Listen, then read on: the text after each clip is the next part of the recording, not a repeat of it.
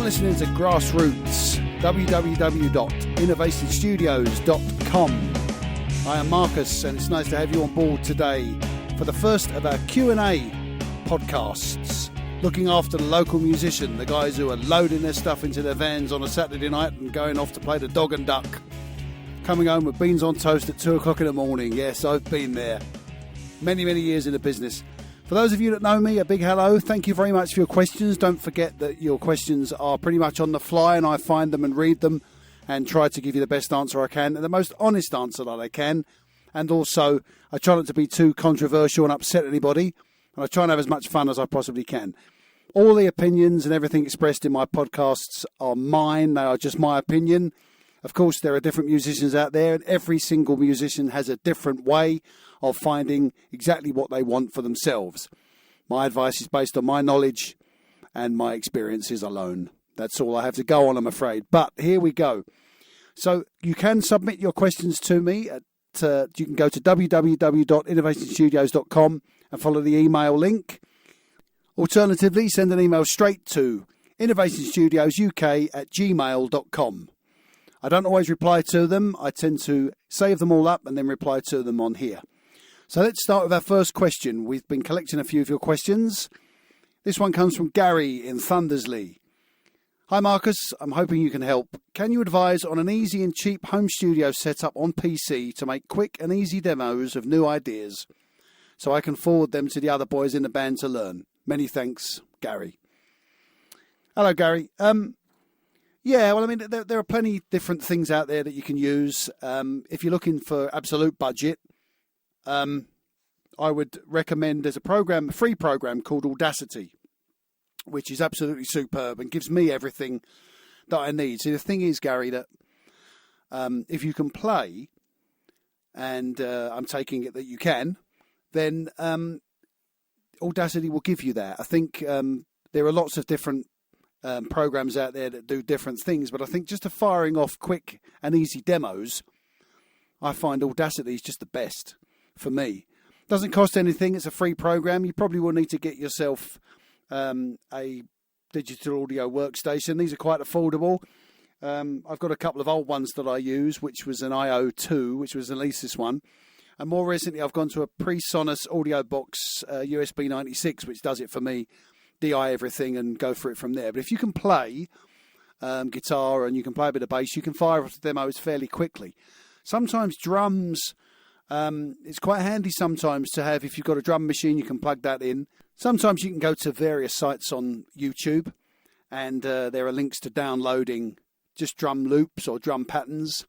But basically, once you've got your drum patterns down, fire off a demo. Just plug your guitar DI, and then there are various programs that you can get like Guitar Rig, or there's VST, which is called Amp 212, which you can plug just a clean guitar in and record it, and then add the Amp 212 and get an amp sounding guitar. There's overdrive as well. You can use things like that. So it's the quickest and the easiest way to fire off demos, and the cheapest way is to use the free software that you can get, Audacity, and also the VST for free online, which you can make a donation to, and I suggest that you do as you're using all of this great stuff. But that's what I like to use for very quick demos. And then, of course, the other great thing about Audacity is you can save it to MP3 in sort of the smallest quality for smaller emails to send to the boys. I mean, in these days of Dropbox and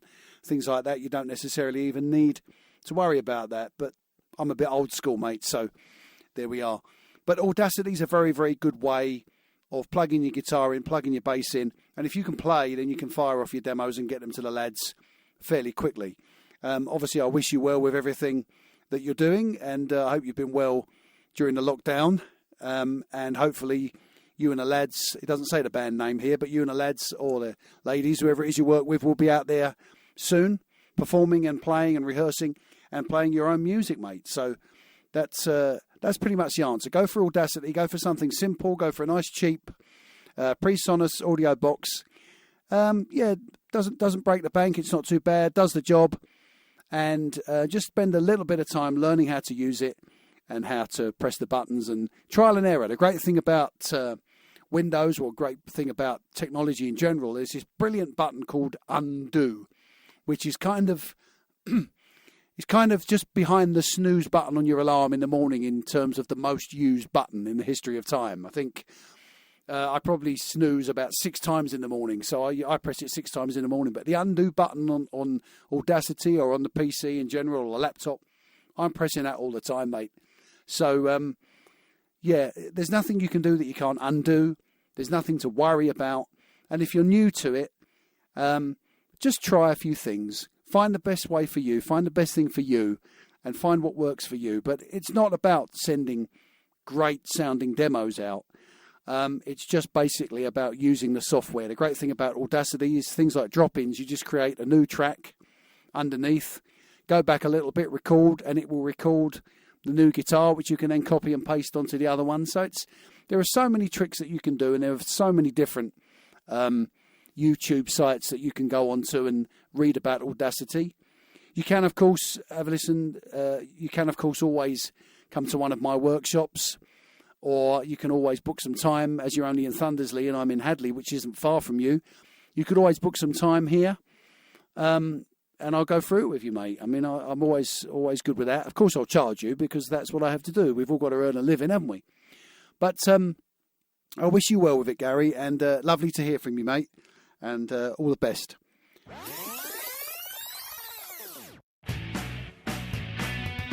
Innovation Studios is the perfect place for any aspiring singer-songwriter to take their journey to the next level, whether that be starting at the basics of building a solid foundation on your first instrument, learning the best ways to perform your first open mic, or refining your current set with an experienced performer, or recording a polished album at the highest of standards.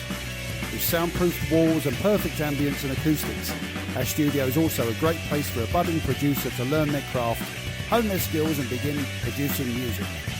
Check out what we have to offer throughout our website. Go to www.innervationstudios.com.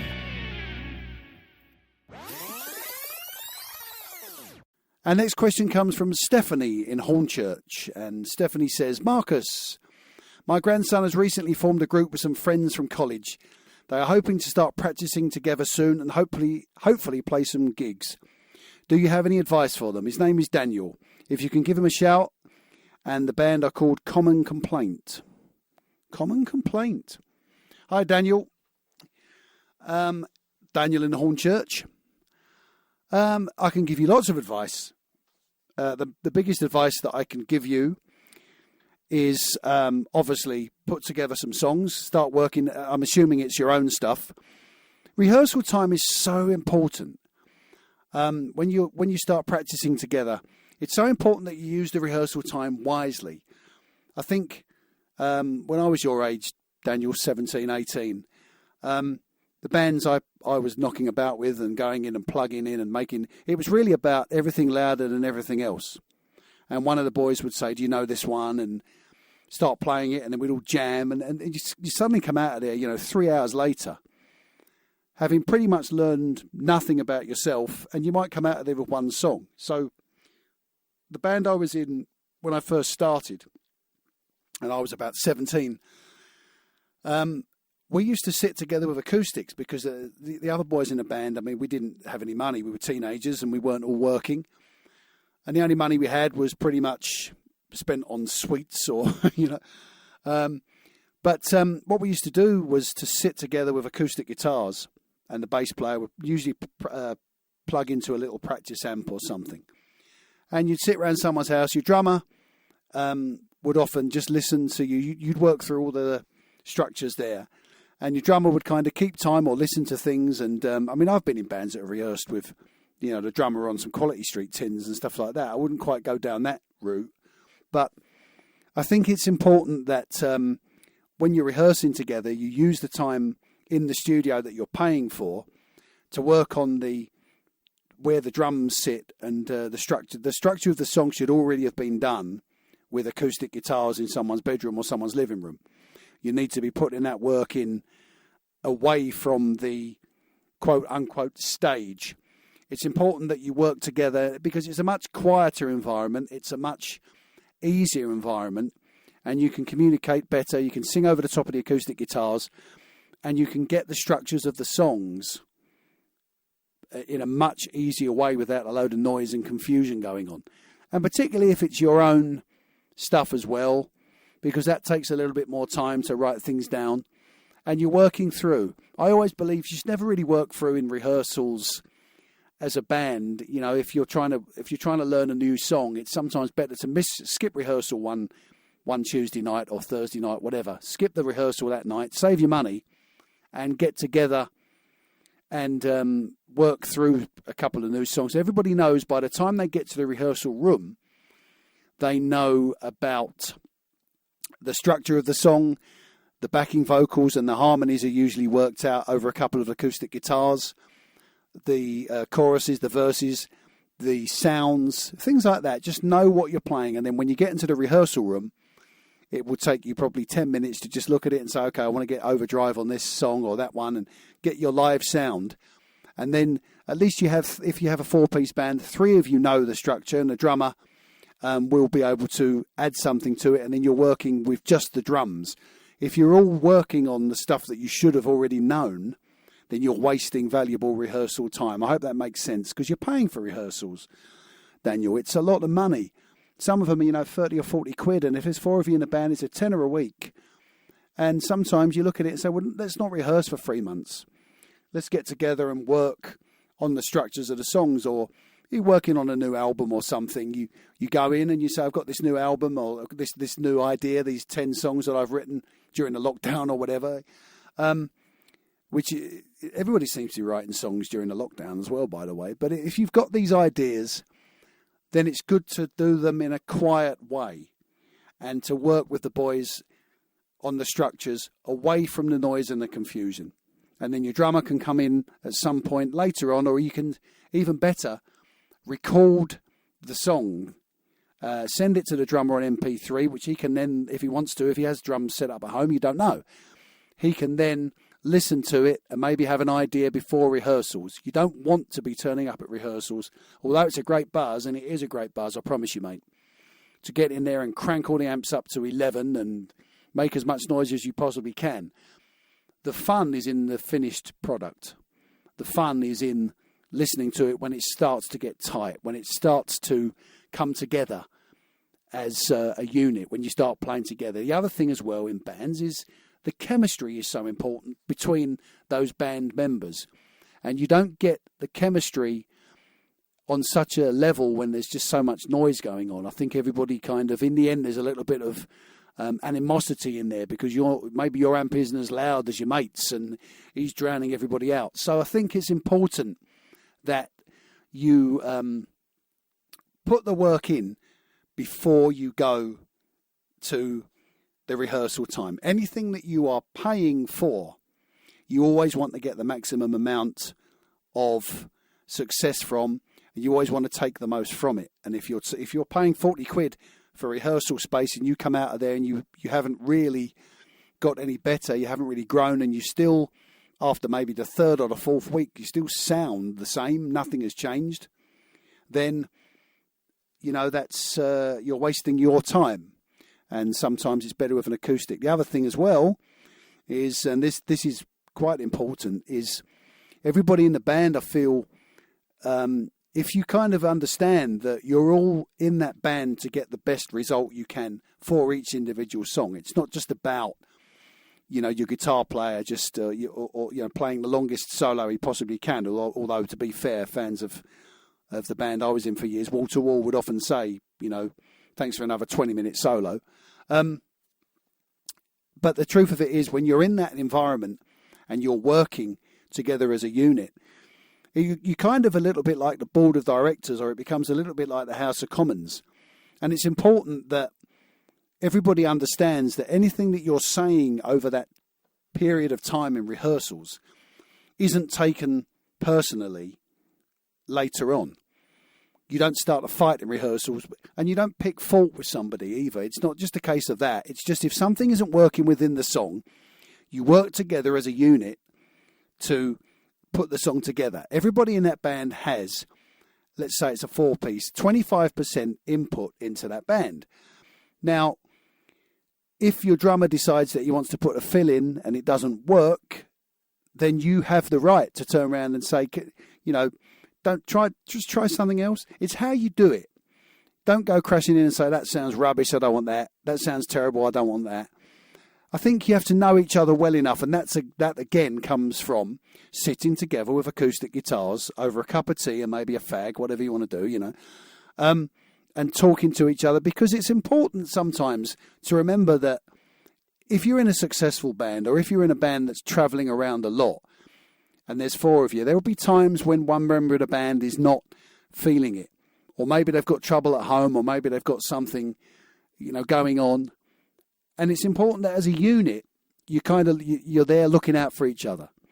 And you become almost like a family on the road, a group of guys on the road that, you look out for each other. You don't have to be the best of friends, but you just have to be able to get the best from the people around you. So it all starts with sitting, acoustic guitars, talking about the song, working it through, taking it into rehearsals, and then seeing how it goes, where the song goes from there, how it grows. And you will find you'll do songs and put songs together, and then maybe a week later you'll come back to it and it will sound completely different. So let it grow as well. Give it the space to breathe. Don't be afraid of it. A song is a great song in any disguise, but sometimes finding the best way of doing it is what takes the time. So you save as much time as you possibly can by everybody knows what they're singing, the chords they're playing, where they're stopping and starting, and where the harmonies are before you go into the rehearsal room. Put the time in. With regards to getting gigs and putting yourselves out there, there are plenty, or at least there were before everything locked down for a while, plenty of band showcases, plenty of venues that will give you a chance. You're not going to get a lot of money. It won't be paid shows, but there are plenty of places. You just have to send a nice email and try and send a covering letter, put together a little biography of the band. Don't tell everybody you've got your own sound and you're going to be the next best thing since sliced bread. I mean, it's, that's been said a million times, but just that you're looking for an opportunity. So I always say we're looking for an opportunity to showcase our material for you and write to the people. You may not hear, you might hear. But what you're looking for is to get your music out there. Things have changed, Daniel. 25 years ago, you could make a successful album and sit back on the profits and never tour. Well, now, because in these days of Spotify and, back before that, Napster and Prime Music and YouTube especially, where people can hear, the new album mixes 2 weeks before it even comes out. Things have changed. So people have to playing live again. I mean, why do you think there's lots of bands getting back together again, or they're still playing? And the reason they're still playing, some of them, and the reason that they're coming back after 25 years is because there's no money anymore in album sales. Everything's download. Everything's copied. Everything's, people can download it for free from various sites. And whether you agree with it or not, and I'm very much on the fence with it. I don't think that if the artist puts that amount of work into something, that they should be robbed of all of the profits from it. But if if enough people have downloaded their stuff for pennies, and we're listening to their album on Spotify, for which they get pretty much a pittance, but then buy £100 ticket to go and see them at the O2, because they're touring. So I don't know. The jury's out on that. I've gone on a bit of a tangent here, Daniel. I'm sorry, but best of luck with it. Sit together, work out what you're doing, and obviously, same again. If you need any further advice here at Innovation Studios, I can always get back to you. I answer most of the emails myself. I don't have people work for me here. If you email me, I'll get back to you, and if I can give you advice, I will. But carry on listening, and Stephanie, thank you very much for your email, and Daniel and all the boys and girls in Common Complaint, I hope to see you soon. Okay, question 3. This comes from Andy in Rayleigh. And he says, "Hi Marcus, I hope you're well. My daughter Anna is 15 and only recently has started writing songs. We don't have any musical background and have no idea where it comes from. Although she has had a few singing and piano lessons, she took up guitar during the lockdown and it just happened. Do you have any advice for her? Yeah, you're gifted, obviously. Where do I start with this? Write what feels right at the moment. Just let it out. Just do it. There is a reason why you are playing guitar and there's a reason why you've taken it so quickly. You don't know what that reason is. Nobody around you knows what that reason is. Sometimes music can find you. I'm a great believer that music finds you. If you go looking for it, you'll never find it. So, Anna, just write songs, play them, work them through. And the advice really is a case of if you can play piano as well, and you've obviously had some sort of singing coaching and things like that, I refer you to my earlier question. Find an easy and a cheap way of just getting these demos out of yourself. I always find that as a songwriter, I always feel that songs sound better when you're able to step away from them. If the only time you ever hear the songs is when you're playing and singing them, then you can't always be as constructive as you'd like to be. I think sometimes it's important to just record it and then kind of have it bubbling away in the background, which is the other thing that I missed out when I was talking about Daniel. I will come back to you in a second, Anna, I'm sorry. But when I was talking about Daniel was if you record the rehearsals, sometimes just listening back to a good rehearsal is as good as rehearsing, because you're listening through it and subconsciously you're hearing it. So just think about that as well. And Anna, if you have an idea for a song, get it recorded, get it out of you and get it onto technology so that you're able to then have it on your iPod, listen to it, step away from it and then kind of change hats and become another member of your band that then puts a backing vocal on it or puts another guitar on it. I always find things like loop pedals. I mean, I love loop pedals. They're not necessarily for any other reason than it gives you an opportunity to just put a little beat down, strum your song over the top of it, and then you can kind of doodle around with it and add a few other little bits of guitar. The important thing as well is to learn how to listen to a song that is only on one guitar and vocal, but to have the rest of the band in your head. This is the thing to remember when you see, and I've played many acoustic shows, and to be fair, people have said you've got a great rhythm about you. Well, I don't know. I mean, whatever. But I think one of the reasons I do is because in my head I can hear everything else. So I know what the drums would be doing. I know what the bass would be doing, and I can hear it in my head. So put that in your mind. Have a think about your song. But most important thing is, if it's a gift, and it sounds like it is, then embrace it and write what you feel is right. Write what feels good to you, because somewhere along the line, be true to yourself.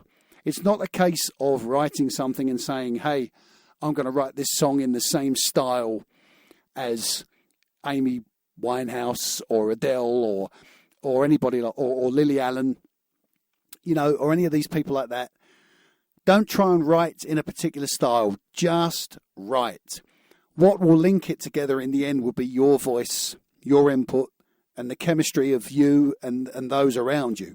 So the important thing to remember is just write. It doesn't matter, if you feel that one song is better than another one. When people ask me what's the best song you've written, the answer is the next one. Because as soon as you start standing still and looking back, you take your eye off what's in front of you, and you need to be able to focus on,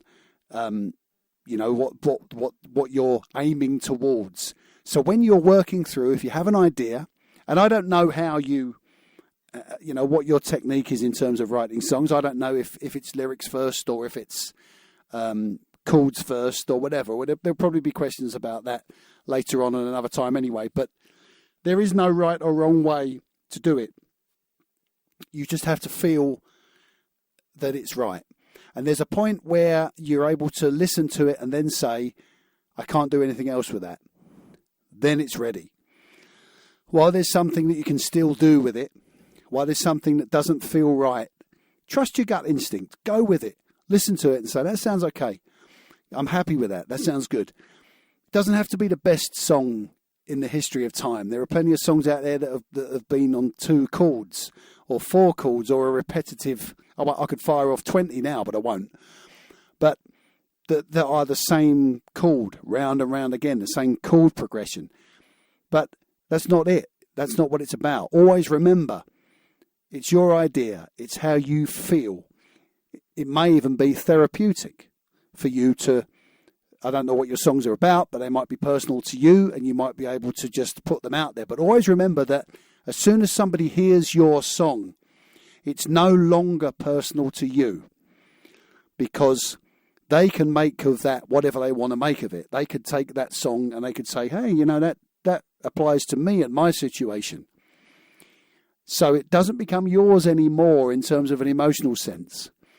So get the ideas out of yourself, get them recorded, get them down, get them separate so that you're able to stand back and listen to it the same way as everybody else does.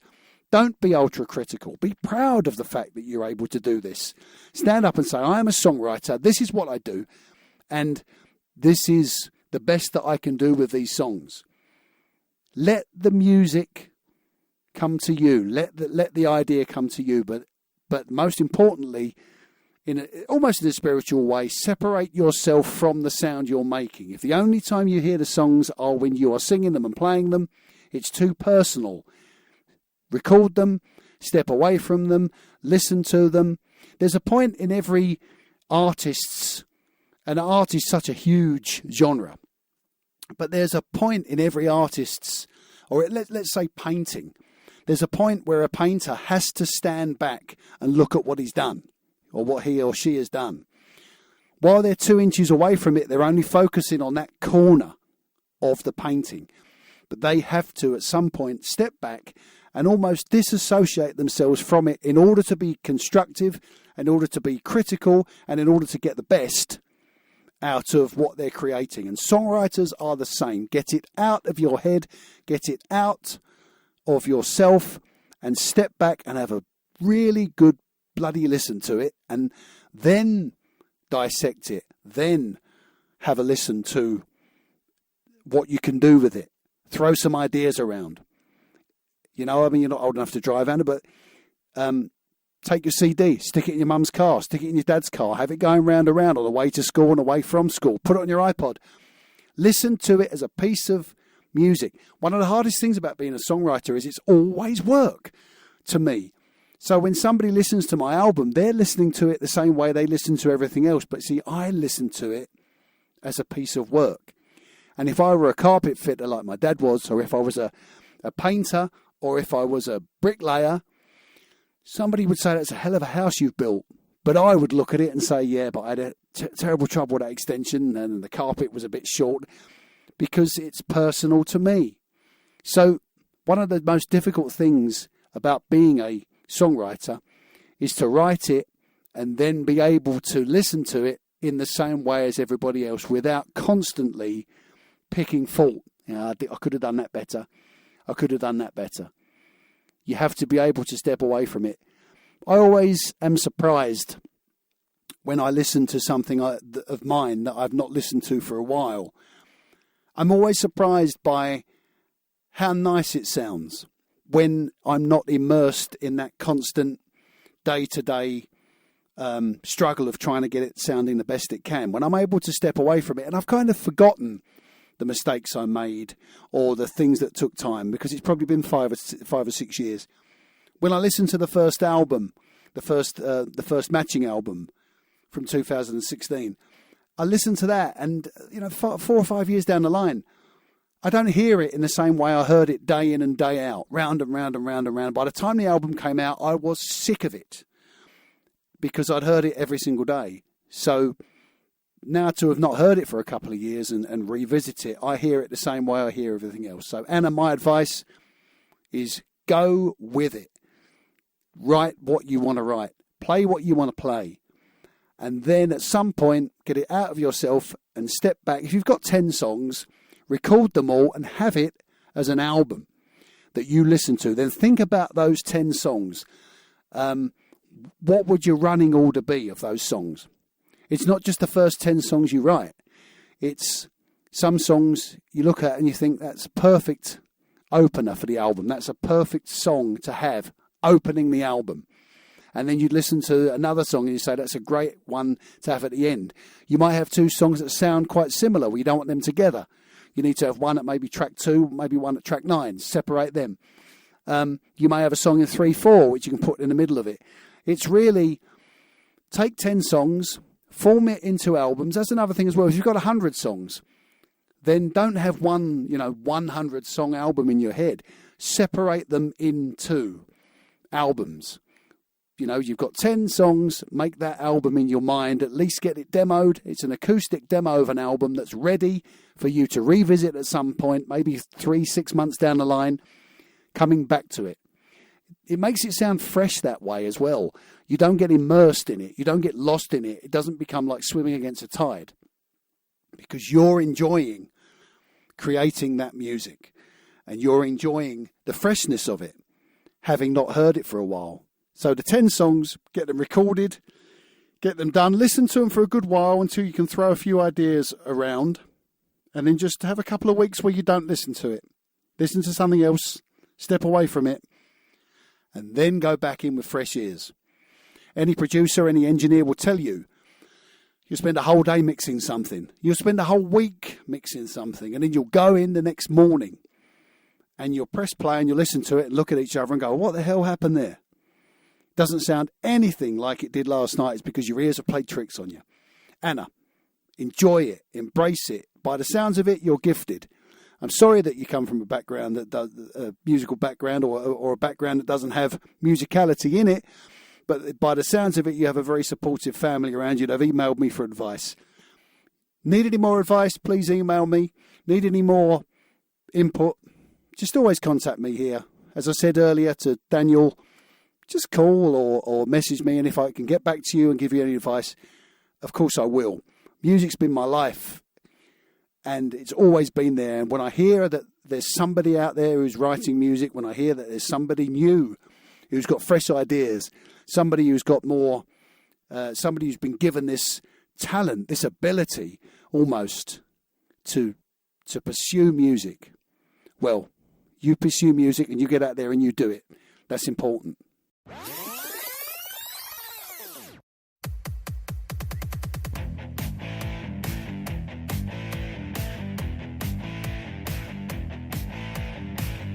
Ever wanted to play guitar? 10-minute tutorials, now on YouTube. Beginner's Guitar. Marcus takes you through the early stages, tuning, basic chords and strum patterns to start you on your journey. For further information, go to www.innervationstudiosuk.com.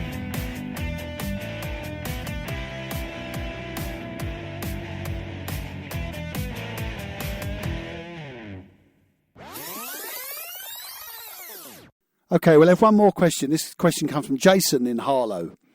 Hi, Jason. How you doing, mate? Jason says, do you write the song starting with music or lyrics? Either or. I think sometimes people like to write lyrics to get feelings out of themselves that then become songs. So it's one of those things where some people don't aspire to be songwriters. They just write things that they feel, and it might, in their own mind, it might be poetry, and then they end up working with somebody else, or they meet a musician and he says, there's a great idea there. There's no rule. I mean, if you look at some of the most famous people like the likes of Elton John, he's always says it's lyrics first. He gets a lyric from Bernie Taupin and then he'll write the song, always lyrics first. The Bee Gees, from the interviews I'd seen, were always melody first and then religiously would make the words fit the melody afterwards. So they'd get the song by sort of la-laing over the top and then make the words fit. So there are arguments for both. My particular way is to kind of do the two at the same time. I don't have any lyrics, but if I have I sort of play around with something and then I'll scat sing over the top, and then hope that something falls out. And usually, sometimes something will fall out, just a phrase or an idea, and then you might just sing a little bit of it. So just as I said to Anna, just get that recorded, just that few seconds. And then, have a look at it. Just so you might have 20 seconds of a song or a la-la or just an idea. And then you might just suddenly add that to another 25, 30 seconds afterwards. You've got a minute. Then you might look at it and say, okay, I've got a verse and a chorus now, but I don't have any words. The other thing as well is there are a billion songs about love and loss. There are a billion songs about life. I would say don't make things too personal to you, so obviously don't name names, but it's being clever. I had a friend of mine who's been writing with me recently, and he said he wanted to write a song about a lockdown. Well, look, who hasn't wanted to write a song about a lockdown? But he said, I've got this idea, do I just write down what I see? And I said, well, what do you mean? And he said, well, I if I see a man smoking a cigarette, do I write down I saw a man smoking a cigarette? I said, well, no. What you try and do is you try and look at it from a third person point of view almost, or from a different angle. Is it his last cigarette? Is it his first cigarette? Is he stood 6 feet away from somebody else, which means he doesn't know them? Is he stood 2 feet away from someone else, which means they're family? Where is he stood? Is he what would he be thinking? How is he dressed? It's not the fact that he's standing smoking a cigarette. It's where's he heading? Where's he going? So it's almost like being clever with words. And sometimes I like to find different ways of getting a message across. So it's not enough to say I've had my heart broken, or I've split up. I've split up with Samantha and she broke my heart, and this song's called Samantha. Well, okay, whatever. Some people go down that route, and that's fine. But I think it's more important to write about how you're feeling and kind of how you're going to get yourself out of this hole that you're in, or out of this dark place that you're in because of Samantha. So I think sometimes, and I've been recently working with another friend of mine. I'm going to give him a shout, Reese, and he been writing a song, and he wanted the idea that sometimes life isn't as easy as you'd like it to be, and we had an idea of a song called Stones in the Sea, and it came from the same sort of idea where you kind of have to define your situation. So, and it wasn't personal to him. It was just an idea and a scenario where he would say there's somebody somewhere struggling, they're going through a difficult time and that. And I said, yeah, but that's fine, but how are they feeling? And I always love to play with words, in as much as I love people when they'll say, I felt like a foot without a sock, or I felt like a key without a lock, which I used on the Matching album. And I like the idea of the analogy being, I feel like a stone in the sea. So in as much as you feel like you're getting washed up on the shore, and then just as you get washed up on the shore, or get to where you're going, maybe somebody picks you up and throws you back in. So it's kind of being clever with finding ways of describing how you feel. So sometimes people like to do that in terms of writing the lyric first. Some people have an idea that they la around with, and they have a lovely melody, and then they find words that fit it. There's no right or wrong way. Both ways have had so much success over the years. So nobody could ever really tell you. I can't really tell you what the right answer is. I think the right answer is the end result. If the end result feels right, then you've got it right. But it's got to feel right to you. See, people always say about how successful people like Monty Python were and stuff like that. But when you see interviews with them, it was only about those gentlemen in the room making each other laugh, because there's no audience there. There's no audience for them. So they have to just make each other laugh. And that's it. And musicians have to kind of make each other buzz, or to get an idea. And you have to listen to something and realise that's the best you can do with it, and that'll make you buzz, that'll make you feel good. And that's the key to it. That's the key to it, Jason. You've got to just find a way that works for you. Sometimes as a songwriter, it's good if you've got maybe 5 songs on the album, or 6 songs, let's say, that you've done where you've got the melody first and then fitted the lyrics. Now and again, find a different way of writing a song. I always find it fascinating that just because I play guitar, I don't write all of my songs necessarily on the guitar. I like to, although I can't play piano to any decent level, sometimes I'm able to find, there are things you can do on alternative instruments that you can't do on the guitar. So, and also moving the capo around, experimenting with different tunings on the guitar, little things like that are always clever and always good, and also can kind of open an avenue that you wouldn't look for in standard tuning. So either now and again, write a song that's lyrics first and see how it works. So I've written 2 or 3 songs where somebody's given me lyrics, and between the two of us, we've come up with a melody that worked. But in general, for the matching stuff, it's really a case of it just comes to me. I sing a little bit and something feels right about it, and then usually I go out and I've got a title which I then get out of myself, put on the phone, listen to it round and round, so I'm able to step away from it. Anna, as I said, step away from it, love. Walk away from it, have a listen to it subjectively and constructively, and then go in the next day and add a little bit more, go in the next day and add a little bit more. Everybody has a different way of doing it. You have to find the way, Jason, that works for you. And I wish you all the luck in the world with it, mate. Same as everybody else. Stay in touch with me.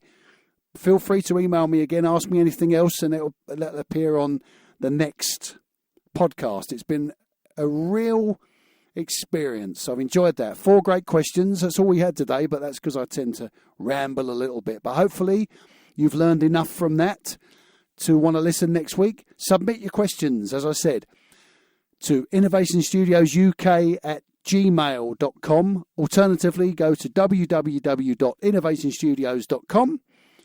Alternatively, give us a call or drop us an email or drop me an inbox or whatever. Most of all, everybody out there, stay safe, stay well. And if you're at the Dog and Duck on Saturday night, have a great gig. Look after yourselves. See you next week.